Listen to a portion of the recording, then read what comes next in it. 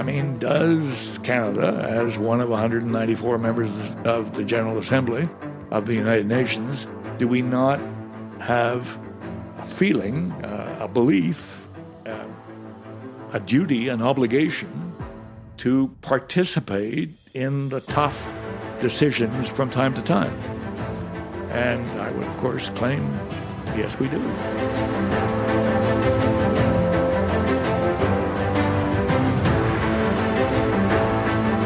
Thank you for taking time out of your day to listen to the Northern Sentinels podcast. On this, the inaugural episode, I have the chance to speak with one of Canada's most important diplomats of the last half-century. Robert Fowler spent almost 40 years in the public service and held many noteworthy roles. Deputy Minister of National Defence, Canada's Ambassador to the United Nations, Ambassador to Italy, Sherpa for the G8 Summit, and the UN Secretary General's Special Envoy to Niger. During his time in Niger, he and fellow Canadian diplomat Louis Guay were kidnapped by Al-Qaeda in the Islamic Magreb and held hostage for 130 days in the Sahara Desert. I cannot think of a better person to launch this podcast. A member of the Order of Canada, an avid outdoorsman, a father, a husband, and a truly great Canadian. Here is my conversation with Robert Fowler.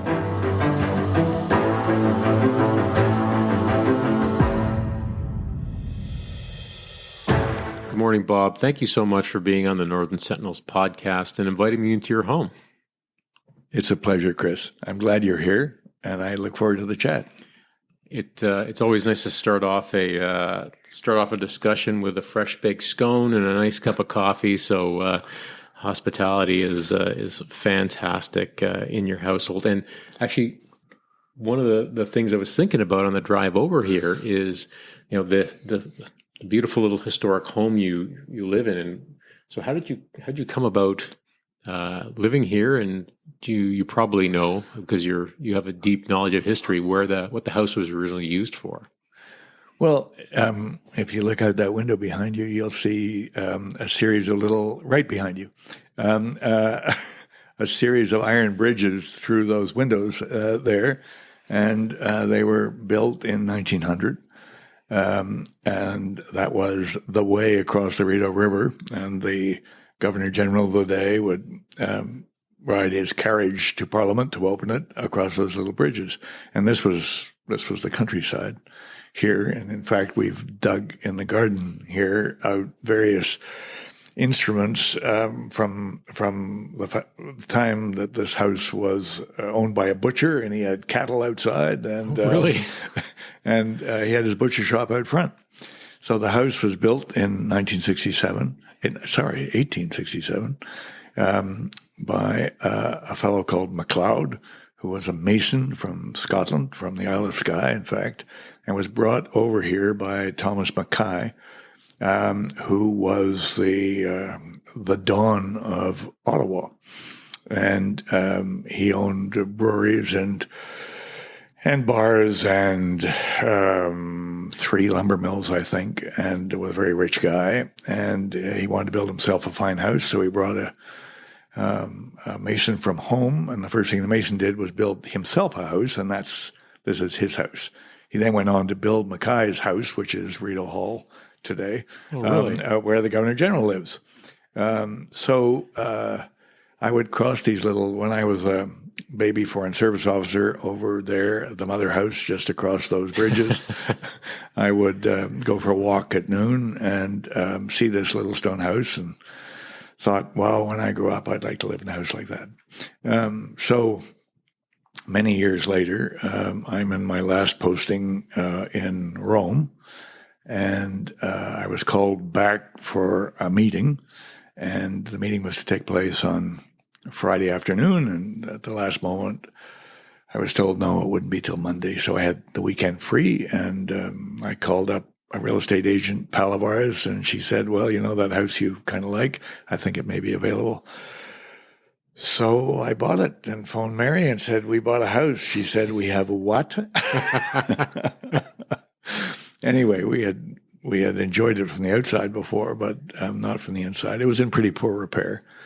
But just before we came back from that final posting, we tore out the entire inside. We were allowed to mess with the inside, but not with the outside from heritage purposes. Yeah, of course. So we've been here about pretty close to 20 years. You did a beautiful job. Well, thank you. And is Ottawa your hometown? Is this where you're originally from? The answer is yes and no, because I was born here during the war. My dad was posted here. He was a civilian, but had done lots of government work, and he did a lot of government work throughout his career, although he was a lawyer and a businessman. But he was working for the Wartime Prices and Trade Board to inhibit war speculation. And so shortly after the war, we moved to Montreal, where I was brought up. Okay. So your father was part of the war effort at home. Did you have a sense growing up of service? Was that something that was viewed as important in the house, or was this sort of a fleeting thing that your father came, helped with the war effort, and then you moved to Montreal? No, not fleeting at all. In fact, I think I really inherited all my attitudes towards service from him. He made a very good salary as a business bureaucrat, as it were. He was president of the Canadian Pulp and Paper Association, which is then the biggest industry in Canada, which paid our school fees and more, which was wonderful. But the jobs he really liked were the public service jobs he did. So he was a secretary to RAL, the RAL-Sirois Commission that set the parameters of the fiscal relationship between the feds and the provinces in the 30s. Then he worked throughout the war on the Wartime Prices and Trade Board. Then he did 2 royal commissions on broadcasting from his position as president of the Pulp and Paper Association. I'm taking lots of time off to do those things and basically set the parameters of the broadcasting milieu in Canada till now, and suggested the creation of the CRTC. And it would be fascinating to talk to him today about the internet and what impact that has had on broadcasting and Canadian content and all that stuff. So he loved the idea of public service, and he was tickled when I chose to become a bureaucrat and left university and joined the government. Actually, I joined CETA, but 6 months later I switched and took the Foreign Service exams. I liked CETA. I'd worked abroad for CETA, but they were a little too missionary for me. And my idea of Canada in the world was a little harder edged.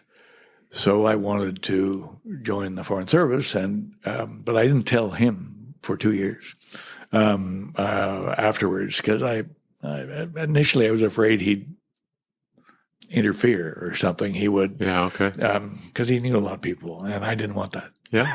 So that was that. So why was CETA your first sort of your first foray? What was the path to that? Because your father wasn't on the development side. No, not at all. He wasn't on the development side, but both he and my mother were internationally interested and concerned. So the world around us all was very wide. We traveled extensively, not that imaginatively. I mean, traveled extensively in Europe, but nowhere else. I was at McGill, and I didn't like it, and I was bored and uncertain, and I met an absolutely wonderfully charismatic guy called a Dominican priest called Georges-Henri Levesque, and I met him at a cocktail party, and he said, "What are you doing?" And I told him. He said, "Are you enjoying it?" I said, "Absolutely not." And he said, "Why don't you come and teach at the university I'm setting up in Rwanda?" And I said, "Where is Rwanda?" And he said, "Well, come and find out." So I did. And it sort of changed my life. my 19-year-old life, Yeah. and gave me a little sense of purpose and direction, which I desperately needed. And I loved teaching, and I liked making what was a very small difference. And I thought making that kind of difference was important. So I came back with that in my mind. And when I finished at Queen's, I thought more of that would be good. And the outfit that did that was CETA. So I was recruited at a recruitment program for the public service. And once there, you were offered to voice your priorities and your interests, but no guarantee that they would meet them. But happily, that worked out. And as I mentioned, I then moved to the Foreign Service. A number of people that I've spoken to, Bob, or interviewed, it's interesting how the culture of the day influenced people's decisions, especially their first decisions about what to do professionally. A couple of folks had mentioned about how the movies of the 80s and 90s on Vietnam had influenced them to join the military. Or not. Or not. Yeah. I'd spoken to somebody else who the post-World War II movies had an influence on him. Was there any culture of the time, the spirit of the age that had influenced that? Because you had a family connection, obviously, and importance of service. Was there anything in society that was driving you in that direction as well? Not the sort of influence you mentioned. I mean, sure, I liked the war movies, but it wasn't that at all. I think it was the fact, and I'm not exactly sure how it was born, but in the early and mid 60s, every single one of my pals at university planned to do something out there, out in the world, as exotic as possible. I spent hours and hours planning a drive from Cairo to Cape Town because people did that. By the way, I still want to do that, but I wouldn't advise anybody to do that, but I still want to do that. But every one of my friends, immediately upon graduation, did something like that. Of course, this was exactly the time that Jack Kennedy asked Americans, don't ask what your country can do for you, but what you can do for your country. And that was the ethos of the time. And so all my friends went off and they worked in Africa, they worked in Latin America, they worked throughout Asia, they worked for a year or three. That was the time that the Company of Young Canadians was born. And people went off to Alert Bay in northern Vancouver Island, or what is today Nunavut, to work in communities that needed teachers and minor administrators and that sort of thing. And it was, I guess there was a social pressure, because what kind of person didn't do that if everybody else was doing it? But people were, and of course people would meet and share their experiences, and those experiences sounded interesting and exciting and different, and everybody wanted some. And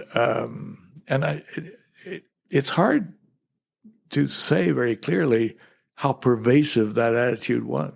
There were no exceptions. Now, when I talk about my friends, obviously that was a pre-selected group. I mean, it wasn't a general group in Canadian society, but it certainly was the group that I met at two Eastern Canadian universities, and they all felt the same way. Right. And how was your first experience with both working inside government with CETA, Development Agency, and also in Africa? Well, it was so in CETA. it was a very new, CETA was very new. It used to be the External Aid Office. It was headed by this incredibly charismatic figure, Maurice Strong, who I encountered throughout my life and admired him enormously. When I was at the UN, I counted up, Maurice had 14 assignments at the Assistant Secretary General or above level at the UN. He for a time, not one of those assignments, for a time he was a security guard at the UN. No kidding. He then joined the Merchant Navy and went all over the world and then became a very wealthy man and a very interesting guy. But anyway, he ran the External Aid Office and originally CETA, and CETA was pretty entrepreneurial, doing some very exciting big project things around the world, including in Africa.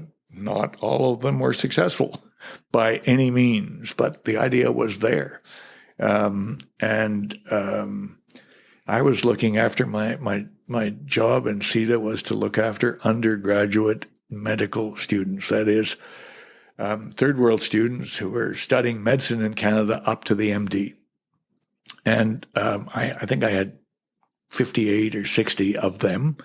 And my job was to keep in touch with them and make sure they were on the right track and getting what they needed to do what they were doing, and would go back and bring health and happiness to their countries when they graduated.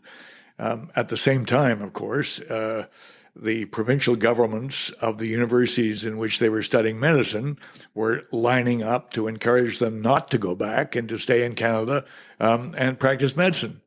So here were two totally contradictory objectives of different parts of Canadian governments aimed at these same folks. Many of them stayed. Some of them went back.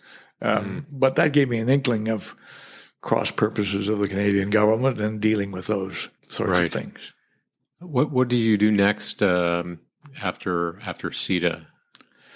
Well, I joined, as I say, the Foreign Service, and what they did then, when they actually had a recruitment program, a very elaborate recruitment program, and the idea was they would give you small, short-term assignments in Ottawa to give you a feel for what the Foreign Service is. But it really was an apprenticeship then. I mean, the idea was they wanted to reteach you how to write and how to think, which they did. Lots of bosses with red pencils who would correct your reports and have you do them again and again. But they taught you to write, which was a very useful skill. But they didn't give you much responsibility. They moved you about, and then they sent you on your first posting. And the idea was that with that time in Ottawa and your first posting, and then you come back to a real job, they would take a look at you and said, is this a good fit for you and for us? And then they would, if it wasn't, encourage you to find something else. And one of your first jobs as a junior bureaucrat diplomat then was down at the UN. Yeah, that was the second one. My first job was another of my difficult postings. I was sent to Paris, to the embassy in Paris. And that was funny. I had been told I was going to London. And that was interesting, but I was going to London. And then the October crisis hit, and a London newspaper printed a story on the front page saying, boy, there's no surprise that there's this kind of problem in Canada. I mean, just take a look at the diplomatic list at the High Commission in London, and you get 32 misters before the first monsieur. So instantly, headquarters switched me and a pal of mine, who was a monsieur, and sent him to London and me where he was going to Paris within 3 weeks before departure. Right. So I found myself the most junior person at the embassy in Paris. And my first assignment was sort of EA to the ambassador, who was a wonderful guy, Léo Cadieux, who had just been defense minister. And he was at wonderful mentor and a really interesting guy. And then for the next year and a half, I was the vice consul in a separate office looking after Canadians in trouble. And there were lots of those, mostly drug-related, but everything else as well. And it was all about finding solutions for these guys in trouble. And I suppose I really got my start. I won't give you the long story, but a charter company went bust, leaving about 800 Canadians stranded in Europe. About half of them in Paris, the other half split between Belgium and Switzerland. And suddenly, around the embassy, there were 400 angry Quebecers demanding that the government fix their problem. Well, the government was not in the business of doing that. We would offer short-term assistance, but 400 people, we were not going to do what they wanted, which is issue them all airline tickets and send them home. Mm. And it happened the next morning that on my walk to the office, I walked by the Air Canada office, and I a 27-year-old kid, and I dropped into the Air Canada office and said, I want to rent two 707s. And they gulped and said, okay, sign here. And I went back to the office, and we had 400 seats leaving the next day. We got the 400 people together, and I made them sign a promise to repay, divided the cost of these two airplanes by 400, charged each of them, didn't charge them, put that amount of money on the promise to pay, and then I lifted their passports, gave them temporary passports, or just a sheet of paper, and said, you get your passport back when you pay. Weeks later, in the same week, I got a letter of severe reprimand from the head of the passport office, who said, under no circumstances do you have any right to lift anybody's passport. This is appalling, and you will hear more. I did hear more, because I got a letter from the Deputy Minister of Foreign Affairs saying that was the most brilliant initiative, fantastic, well done, that was terrific. By the way, 97% of my 400 people paid back. And I don't think in Geneva or Brussels, where they remained for weeks and weeks and weeks, I don't think they, when they were eventually sent home, more than 25% ever paid back to government. Did you maintain that bias to action philosophy throughout your, 40 years? Yes. 40-year career? Yes, I did. And I think somewhat based on that. I mean, it kind of worked, and the sky didn't fall, and it was a little bit risky, and there was no way I could begin a discussion about whether this was a good idea, and et cetera. I guess that's right. Tell me a little bit about your first experience in the United Nations. So I came back to Canada after Paris, and I was doing commercial policy, the first real job, sort of, in foreign affairs. I liked that very much. And I was basically setting up the delegation in Geneva for the Tokyo round of multilateral trade negotiations. And I've always been interested in trade, although that was the closest I ever came to doing a real trade job. And we were, we'd put our hat in the ring for for what would be our fourth term on the Security Council in the mid-'70s. And I was sent down to New York as a supernumerary to enhance the delegation for our term on the council. I was the kind of mid-rank guy, and then there was a senior guy who was sort of deputy ambassador, a wonderful fellow called Paul Lapointe, and we were going to, as I say, help get us elected and then serve on the council for our 2-year term. The ambassador was Bill Barton, an absolutely terrific guy, another great mentor. So I basically was looking after third world relations on the council, although there were other officers in the mission that did a great deal of third world and very important roles on the council. the main thrust then, it just happened we had 5 NATO members on the council at that time. And it was a particularly delicate time with regard to apartheid in South Africa. And we wanted to wrest Namibia from the clutches of the apartheid regime in South Africa and bring Namibia to independence. So almost our whole time in the council was spent on that issue. We failed. Basically, we failed because South Africa never really wanted to do it. And in the crunch, the American and Brit passion for seeing it done was pretty limited.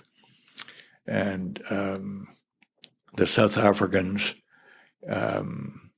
with a great deal of CIA support, were fighting the, quote, communists, unquote, in Angola.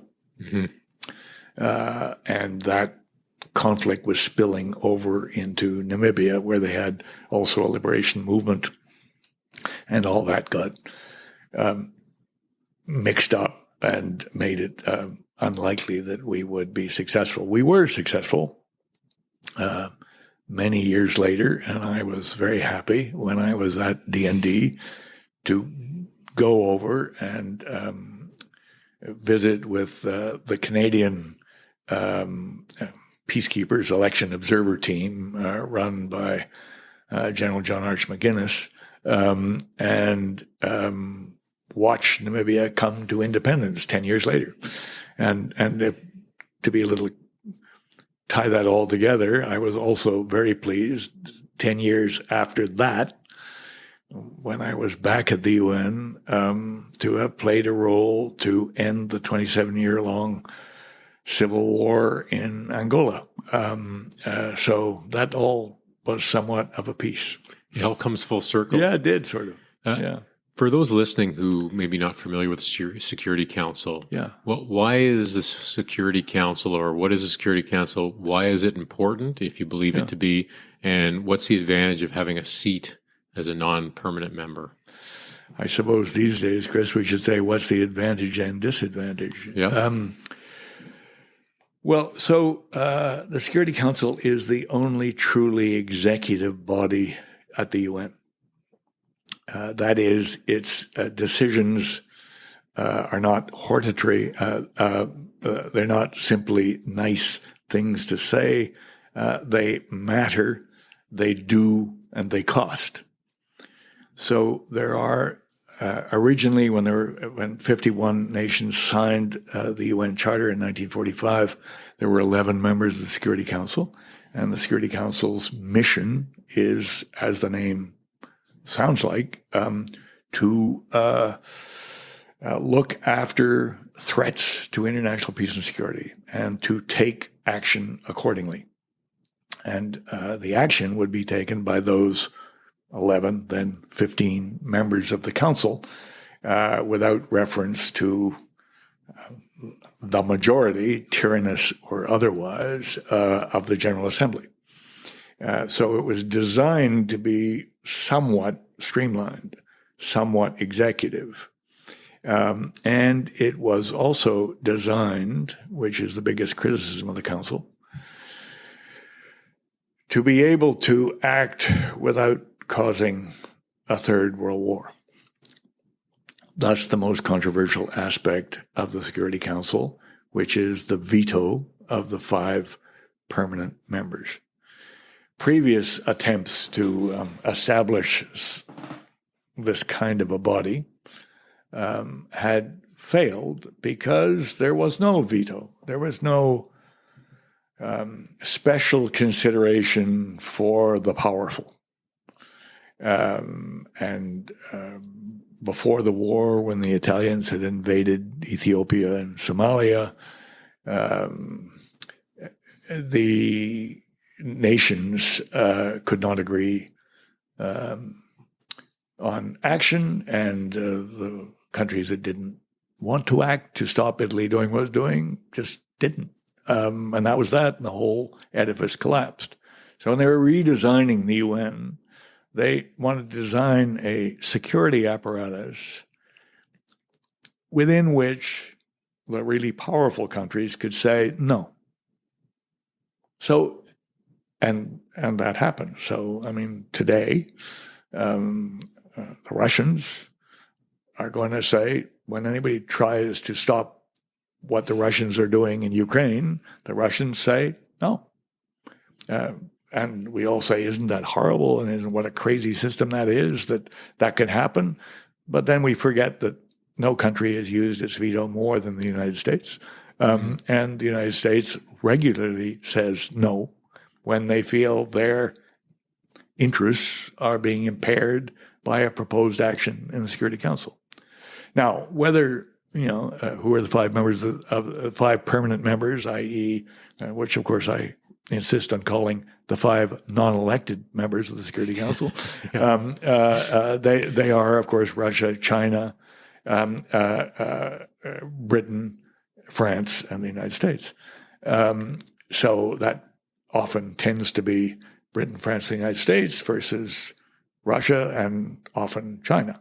But those mixes change. Are Britain and France today great powers? I would say, hell no. They would say we have nuclear weapons. But they are, any one of those can stop any action in the Council with a veto. France and the UK are quite careful to act together. That's not because they always see things the same way, but it's because they realize that their veto justification is pretty weak, and therefore if they act together, it gives them more authority. Okay. So why do countries want to be in the Council? Well, they're going to pay for whatever the Council decides anyway, so why not have an influence on the decisions that you're going to pay for? I'll explain that in detail in a moment, or in a little more detail. B, you mentioned service. I mean, does Canada, as one of 194 members of the General Assembly of the United Nations, do we not have a feeling, a belief, a duty, an obligation to participate in the tough decisions from time to time? And I would, of course, claim, yes, we do. When I talked about the pay, this drives the Department of Finance absolutely crazy. But when the Security Council decides, say, to send a peacekeeping force to Mali at $1 billion US a year, at that instant, Canada is responsible for paying 3% of it. Whether Canada likes it or not, whether the Department of Finance likes it or not, they're going to spring for that amount of money. Mali was one of 15 peacekeeping operations. $1 billion here, $1 billion there, etc. It's serious money. So we have views on peacekeeping. On our peacekeeping performance used to be terrific. Now it's abysmal. Mm-hmm. I think we're still a little bit above Zimbabwe, but below Mozambique, something like that, in terms of what we actually do out there wearing blue helmets. I appreciate we do other things, but still, in other words, the role of, should Canada play a significant role in managing threats to international peace and security, I would say yes. Now, that means that we have to take controversial decisions that might embarrass the government. It might embarrass the government if we take them. It might embarrass the government if we don't take them. It might embarrass the government if we agree with the United States, and it might embarrass the government if we disagree with the United States. So it's a bit of a two-edged sword. And in general, given the veto, is it true that that the Security Council is really only any good at managing less important issues? Yes. If the issue is less important, then the great powers, the permanent members, the unelected members are not going to bother vetoing it. If it's really important, it's important to one or more of those guys, and they're going to express their views by either watering down whatever is proposed to an acceptable level or scotching it. So one thing we were able to do back in 99, 2000, I was very anxious to do this from what I've already told you, was to stop this terrible civil war in Angola. Angola had a population of 14 million. 4 million had been displaced, over 500,000 killed. It was, according to UNICEF, the worst place in the world to be a child. And I was convinced that most of the participants outside Angola had forgotten why they were fighting in Angola. And they were fighting and encouraging the fight. And it was an appalling situation. Anyway, long answer. I'm sorry. No, it's probably a good place to sort of maybe skip over a chunk of your career, which we can come back to, because I obviously want to get into your time at D&D. But you returned to the United Nations in January '95, as you just talked about with Angola and the Fowler report. So maybe talk a little bit about, since you gave a great sort of overview of the Security Council, about your return in January, what you were doing then, and what that time at the UN looked like for your second go-around. Well, remember, I mean, January '95, mid-'90s, the wall had come down, peace was at hand. Fukuyama said it's the end of history. By that, I mean everything that had been tried had been tried. All the political systems had been exercised. We knew the world, we knew what was happening, and we could manage it. So much hubris. So much hubris. But we were all, it was the heyday of peacekeeping. We were everywhere. The UN was everywhere. We were discussing with Russia's joining of NATO. We were discussing the expansion of NATO towards the east, and NATO had an ever larger mission, kind of have gun will travel to do good in the world. Lots of optimism, lots of hubris, lots of silliness. Anyway, at the UN, it was an exciting time. My first job was for the next 3 years to get elected to the Security Council, because I said there were the electorate was 51 when the UN began, and suddenly it was 4 times that size. The Third World was virtually unpresent at the founding of the UN, and now it was the dominant force, or at least the dominant number of votes. And therefore, you had to get votes to get elected to the council. And we had never been not elected. That's not quite true, because way at the very beginning, there was a kind of a straw vote and we had to step aside. But in terms of real election, and I didn't want to be the guy on the quarterdeck when the ship sank. Because you were our ambassador. I was our ambassador. They call it permanent representative to the United Nations. And I'd been on the council 20 years earlier, and I wanted to get elected. It was a 3-way race, as it usually is. Ourselves, the Greeks, and the Dutch. And of course, the Greeks were campaigning on the basis that Canada's been there 5 times and we've never been there, and it's our turn now. And the Dutch were saying, wait a minute, we're European, and you Europeans bloody well better vote for us. It was a fairly tough competition. Anyway, we prevailed in the fall of '98, and we got the highest number of votes. The Dutch came next, and 2 of us went in, and the Greeks didn't. By then, Lloyd Axworthy was our foreign minister, and Lloyd had outlined a rather elaborate agenda called what he called a human security agenda. And this was about ensuring that when we talked about peace and stability and security in the world, we were not only talking in kind of Westphalian terms, that is, in nation-state terms, stopping opposing armies, etc., that we also worried about the civilians caught in the middle and women and children and the least fortunate. And in Angola, say, the vast bulk of people being killed were civilians caught in the middle and not the opposing factions, the armed factions.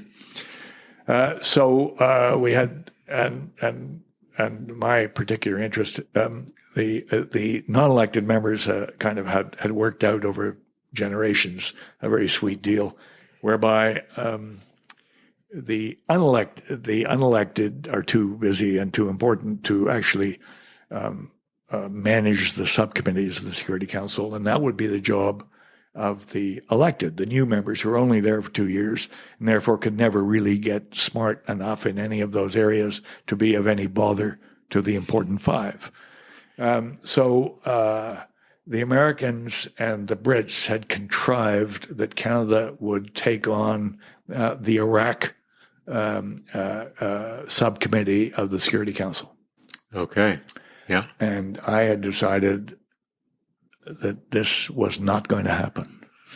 That the last thing I wanted to do was spend 2 years at the UN with an American poached on one shoulder and a Brit poached on the other, dealing with Iraqi sanctions.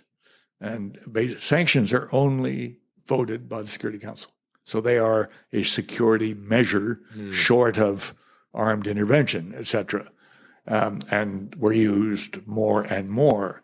And Iraqi sanctions, of course, you'll recall that we had put sanctions on Saddam, and the result of that were horrible pictures around the world of starving Iraqi kids. And they were pitiful and terrible. And there was no way that we could tell Saddam that he couldn't have what he wanted, but he had to feed the kids. So we had to work out a deal whereby you could sell a bit of oil to people who would then buy food to send in to the kids, called the oil for food. Yeah. Anyway, I said I did not want that. I would like to do one of the two African things. There were two African subcommittees, one Sierra Leone, which it was clear was British, yeah. And they were going to do it their way, and I didn't want to fight the Brits for 2 years. Or Angola, about which nobody gave a damn. Nobody cared. Where's Angola? There was a group of 3 countries called the Troika that were kind of charged in UN affairs, not just Security Council, but beyond, to manage, look after, keep wise about what was happening in Angola. It was Russia, the United States, and Portugal. That is the 3 countries that had most screwed Angola over history. And they were the ones looking after Angola's fortunes. Not a good start. And so anyway, we told the Brits and the Americans and the other we would not do Iraq. So they gave it to the Dutchman who was elected with us. He arrived at Christmas to take his seat on January the 1st and was really excited about taking on the big, sexy, high-profile UN subcommittee. Having not been around, he didn't know what the land really looked like. He told me 6 months later that he spent every working moment of the day signing waivers to the Iraq sanctions decisions. Right. Not reading, signing thousands of them. Just mired in. Subsequently, you will recall, a whole bunch of people went to jail for oil for food scams, including a former French ambassador to the UN. So I'm glad we avoided that one. And And on Angola, as I say, the first thing I did, even before we took our seat January 1st, I went down to Washington and I asked all the usual suspects one question, which was, do you want peace in Angola? Because, as I said, the CIA had been working with the South Africans and others to defeat communism in Africa, in Angola. It was not communist. It was, indeed, the Russians had strongly supported the rebel movements against Portugal back in the 70s, early 70s, and provided arms to two of the three warring factions, the Americans to the other warring faction. I mean, the ultimate idiocy occurred when the CIA and South African forces actually crossed 3/4 of Angola on the diagonal and were besieging the capital up in the upper left-hand corner. And the communist government of Angola moved their best forces, which were the Cubans, to protect their key assets, that is, the refineries of Total, BP, Esso, against the CIA forces coming up from the south. So, I mean, that gave you a real idea of communism and capitalism at war in Africa. Sounds like a Hollywood movie script. It was indeed a Hollywood movie series. So anyway, the answer in Washington basically was, when I said, do you want peace in Angola, was, we'll check, because the rebel movement, headed by a very charismatic guy called Jonas Savimbi, who was a Swiss-trained pediatrician who used to throw witches onto the fire after dinner for entertainment, the witches basically being the wives of his colleagues who he had finished with. It was an appallingly brutal war being fought for reasons nobody really remembered. I mean, those ideas of capitalism versus communism had dissipated, and it was about power and control. And what's worse, it was the perfect civil war. By that, I mean, both sides could have funded it indefinitely. The one side, the government, had oil. Angola pumps the same amount of oil as Nigeria, with 1/10 of the population, and the other side had diamonds. They both were nourishing themselves and the war with those revenue streams. So we had to try to stop that. Basically, before we got there, the Security Council had passed a series of sanctions against Angola. Again, arms, obviously, then financial sanctions, then a whole specific series of commodity sanctions. None of them had any effect whatsoever. So the trick was to see if we could change that, and we did. Again, another too long story. But I was so we actually basically stopped the flow of revenue to the rebel movement. Happily, in a couple of years before we got there, the UN had supervised free and fair elections in Angola. The CIA had convinced their guys, the rebels, to contest the election because they were going to win, but they didn't. When they didn't, they dug out their arms again and went back to war. But we had at least a winner. We had somebody who could win and was legitimate, who won an election, and therefore who could be supported. And therefore we had a good guy and a bad guy, and we could all focus on the bad guy and stop the bad guy from buying gas and bullets and the war, which we did. And 14 months later, Savimbi was killed. They were defeated in the field, and there has been peace in Angola ever since. Mary and I were invited there for the 10th anniversary of peace, and it was really? Quite excited. I bet. Yeah.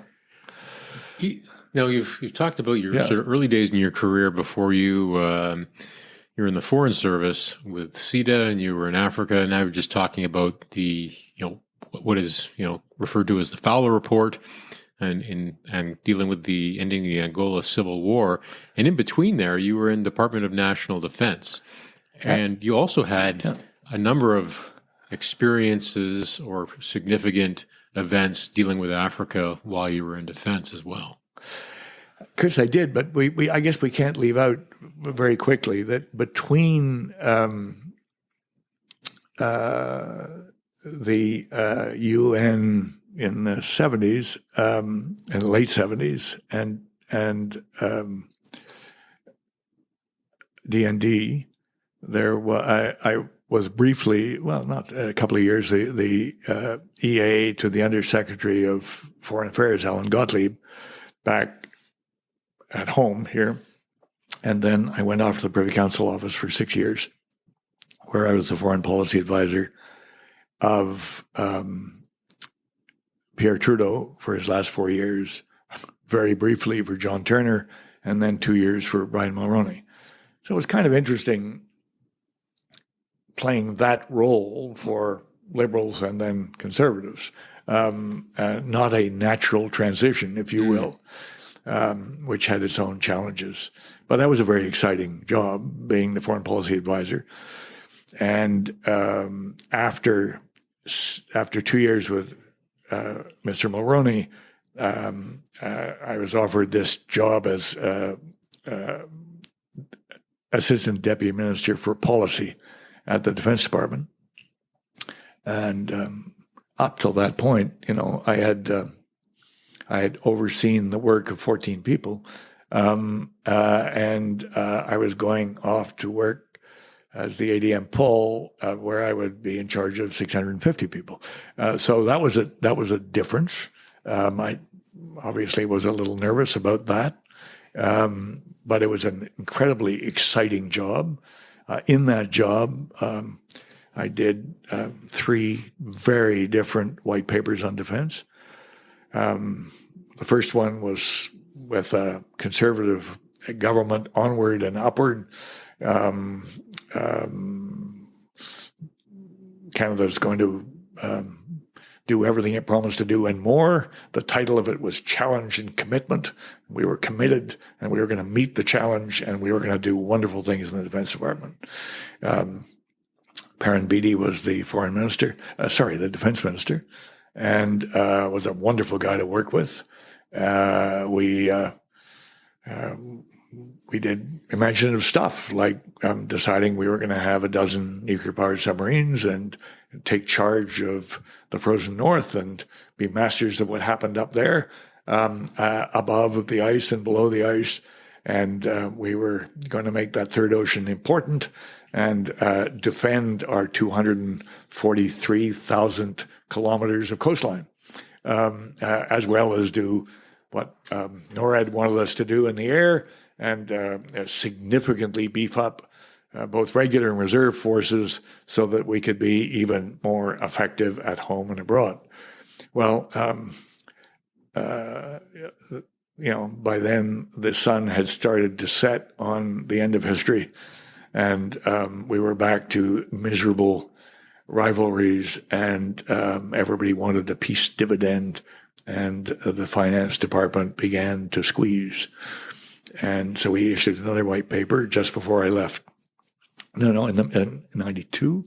That was, maybe not so much enthusiasm, fewer resources. And by 1994, it was a totally different situation. We were laying off 34,000 people. That was roughly 20,000 civilians and 15,000 military. Scrapped the plans to increase the militia and reduced regular forces, scrapped many building programs, closed, I think, 29 bases, and brought our troops home from Europe and closed those bases. So very different circumstances. So, I mean, you come out of the Privy Council office and you've worked directly for 3 prime ministers. So you've got a good sense of how the town operates. And for those listening who haven't worked in Ottawa, I think, and you can tell me whether you share this view or not. I mean, it's its own ecosystem here. It's Very its much. its own thing that unless you've been here, you don't necessarily understand it. How did you receive your appointment into defense? I thought it was a terrific thing. The Defense Department was then still important. Not as important, of course, as it was in 1945. Not as important as it was in 1955. But not unimportant. I'll give you a couple of stories about that. But I know this sounds silly, but I'd been a cadet for 4 years at boarding school, and it was a Black Watch cadet unit. And the Black Watch had been interested in recruiting me at the end of that time and invited me to a nice mess in Montreal with lots of silverware. And I wanted to do other things, as we've discussed. But I'd always had a vivid interest in defense issues and read extensively of defense matters and cared about Canada in defense. And it was exactly the kind of thing I wanted to do. I knew I had to leave the central agency, PCO, and go somewhere. If I wanted to progress in my career, I had to go and run something. I didn't have, as I said, in foreign affairs, you don't run a hell of a lot.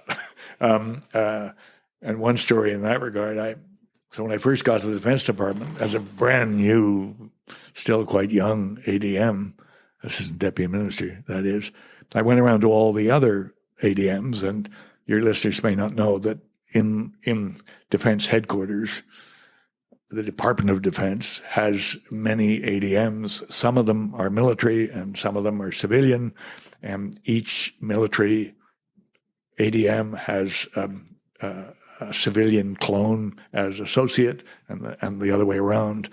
So I had a major general who was my associate deputy minister for policy. And so I went around and visited all these guys, and I'm the new boy, and who I am, and how much I look forward to working with you. So I got, the final one was the assistant deputy minister in charge of finance. And he was the biggest guy in his tribe. That is, among the CFOs in Ottawa, in all the departments, he was the most important because he had the biggest budget. Right. Or what the government loves to call the biggest discretionary budget, as if it's discretionary. And so he was quite bored by my spiel about who I was and what I was going to do and where I'd been. And he said, okay. He said, look, our relationship's really simple. You're going to dream up weird schemes, and I'm going to say we can't pay for them. Okay? It's that simple. So I started leaving his office, and he said, wait a minute. He said, you're from Foreign Affairs, aren't you? And I said, yeah. And he said, oh, look, be really careful about telling people around here to do things. And I said, why? And he said, because they will. That was the best advice I think I received ever, because, Chris, you will know that the Thomas Becket syndrome is alive and well in the Canadian Forces and in the Defense Department. I mean, I would come back to the office from a lunch with some other people in town, where I was trying to promote some interest of defense.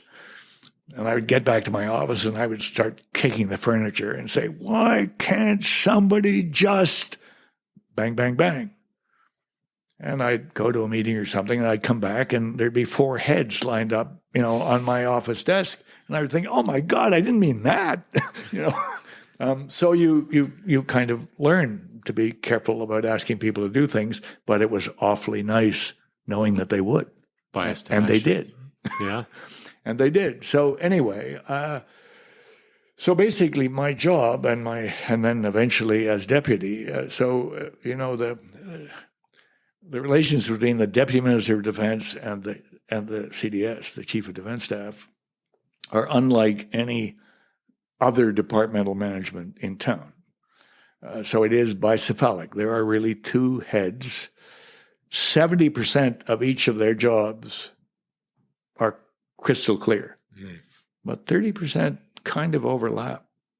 I knew full well that I could not give operational orders to members of the CF. I mean, I had all kinds of members of the CF who worked directly for me, and that's different. But generally, I mean, unlike other places, I could not say, I don't think we should be in Sarajevo. Pull our guys out by tomorrow.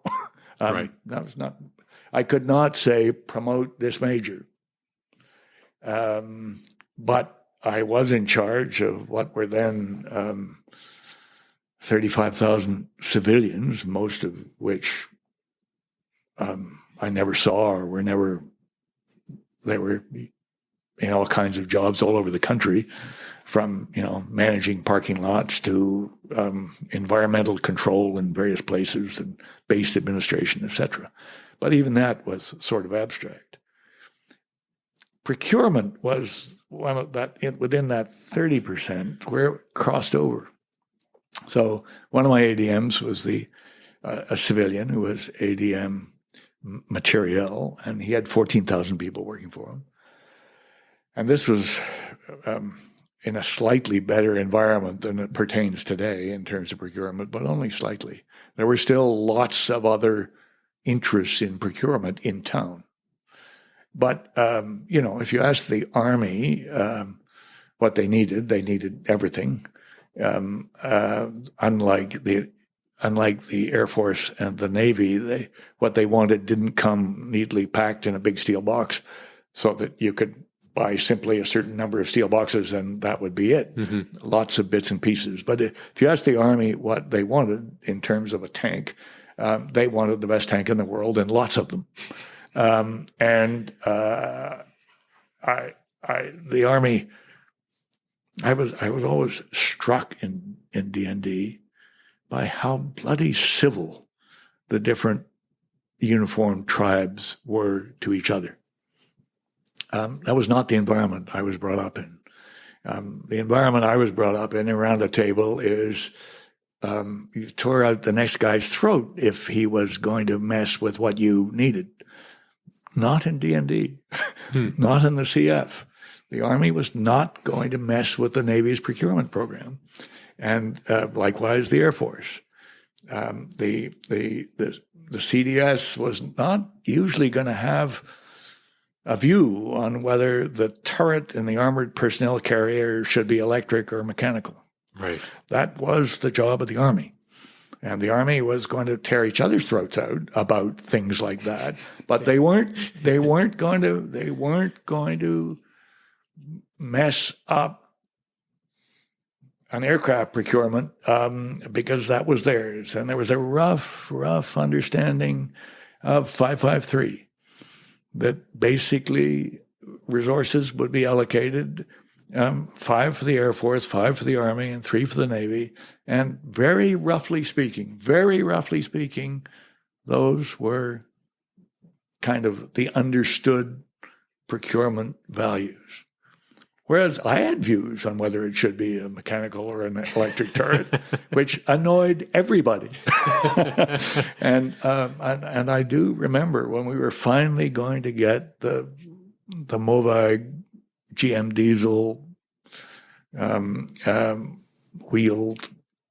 The light armored vehicle. The Coyote. That became the light armored vehicle, etc. I literally, a week before we were going to sign the contract, I remember the Army calling me up saying, no, I used this example earlier, it's got to be an electric turret. And, we've been through 2.5 years of this and just getting there. And basically my thing is, you're going to go with what we've agreed or we're not going to have the vehicle. I mean, it's that simple. Anyway, so that kind of thing would be the crossover between the two. And the job of the deputy minister is basically to manage. Under the Financial Administration Act, I carried the can for what was a $13 billion defense budget and whether it was spent properly.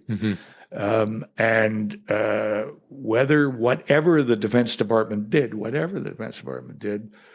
conformed with the government's priorities and objectives.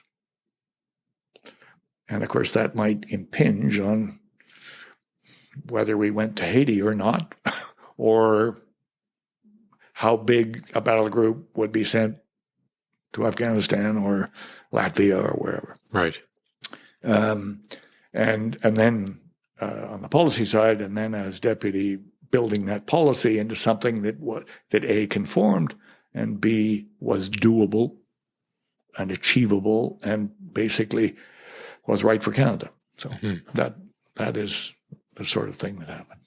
And you had a couple of pretty big moments, I guess, or big world events that happened. And I'm not sure if you were the DM for both Somalia and Rwanda.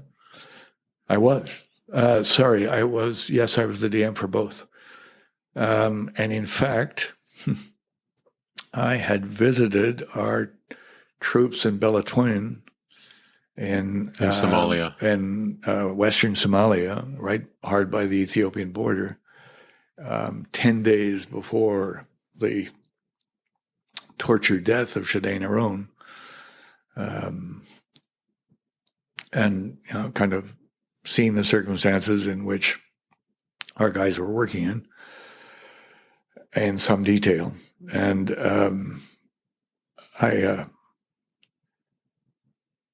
I was deeply worried by some aspects of what I saw. Of course, I didn't see coming anything like that. And when I learned more about what actually had happened and what we did learn, we learned in bits and pieces, slow drip. I was appalled by one particular aspect. Maybe I should ask you, what would I have found the most appalling?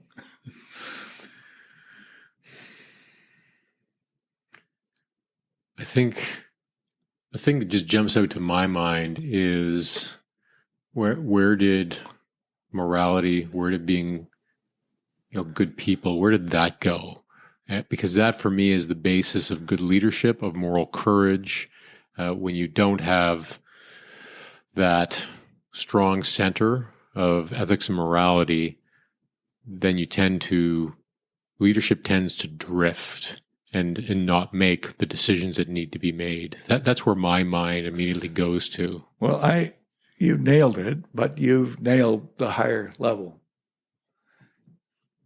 What really shook me, because I was and remain a big fan of the Canadian Forces, and I hope everything I did in over 9 years in defense reflected that. For me, it was not the fact that we had two psychotic soldiers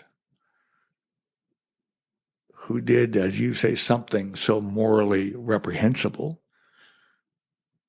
because I will accept that in certain circumstances, in huge organizations, there will be psychotic behavior from time to time. Mm-hmm. Obviously, we have to plan against it, etc. But from an early age, I learned that NCOs were supposed to be the backbone of everything the CF did. Of course, they would take direction from their seniors. And the seniors would set the tone, and that sure as hell did not happen in Somalia.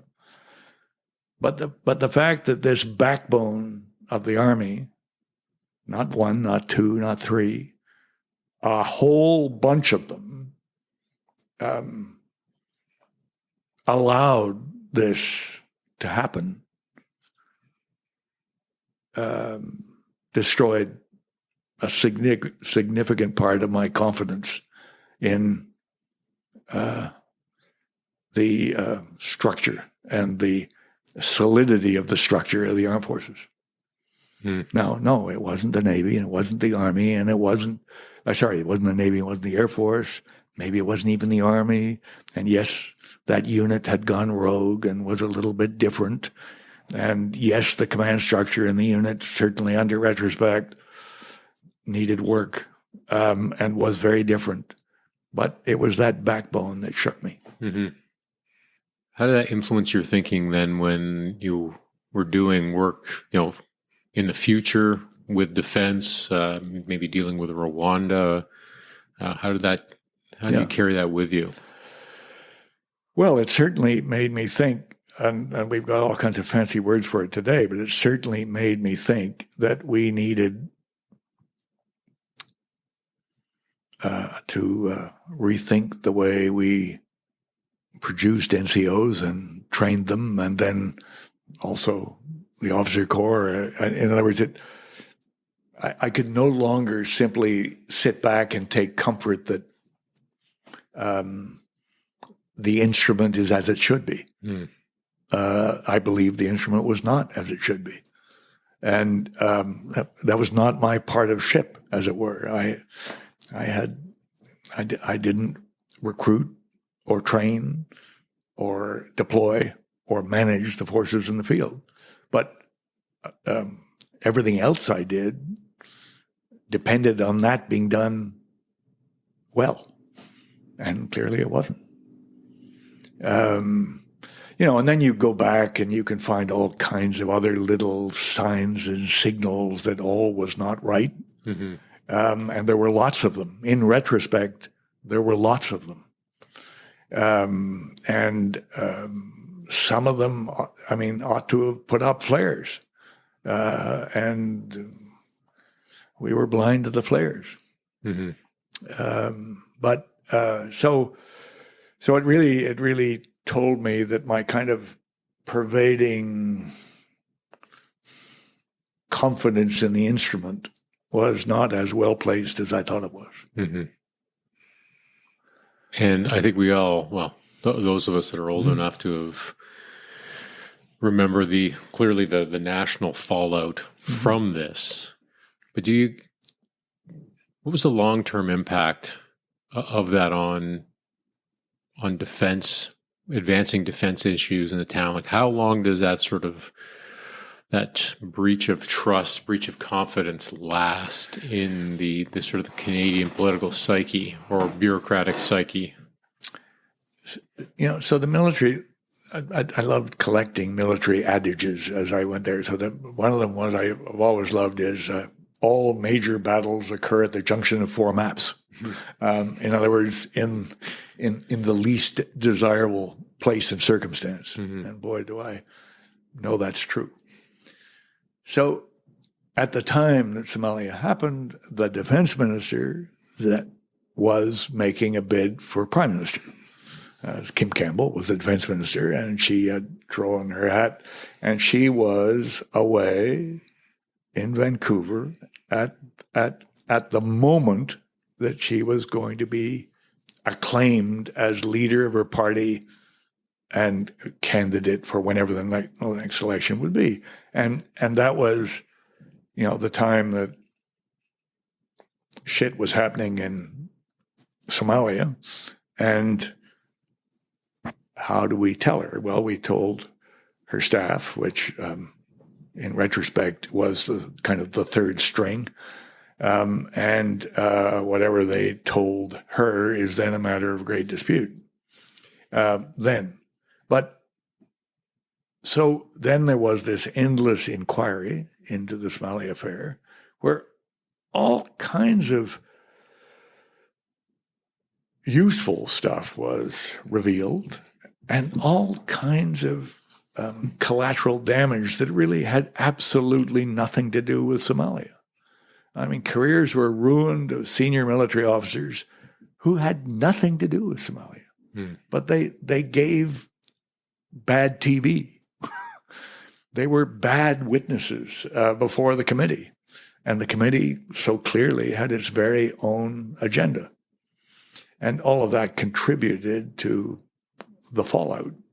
But it also made it far too easy for governments from then to now to ignore the needs of the Canadian forces. Because, as you put it, I mean, the popular view was pretty negative. And therefore, we can devote resources to other priorities. Why would you fund an outfit that does that kind of thing? Well, as I say, that kind of thing, there are, in every armed forces in the world. The Australians are going through this right now. The Brits have been through it. The Americans have been through it in spades. There are rogue events, and we seem to have been incapable of making the case that this was a rogue event and appropriate action was being taken to ensure it wouldn't continue. I regret that. But yes, it certainly did impact the effectiveness of the forces and the forces' ability to make an effective demand for resources.